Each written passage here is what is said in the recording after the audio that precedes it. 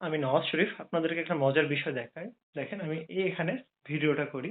এখানে একটা লাইট, তারপরে এখানে একটা লাইট, তারপরে এখানে ২ টা লাইট, তারপরে এই যে এখানে একটা লাইট।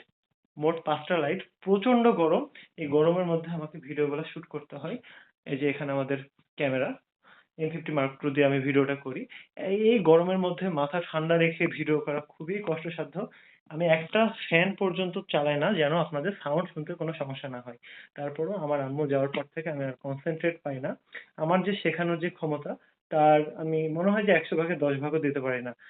বুকে অনেক কষ্ট নিয়ে ভিডিওগুলা শুট করতে হয়। যতবার শুট করতে যাই খালি অতীত মনে হয়। সেজন্য হয়তোবা ভালো কিছু আপনাদেরকে দিতে পারি না। এখন আমি যে ভিডিওটা আমি শুট করলাম সেটা হচ্ছে 7 সেগমেন্ট ডিসপ্লে নিয়ে।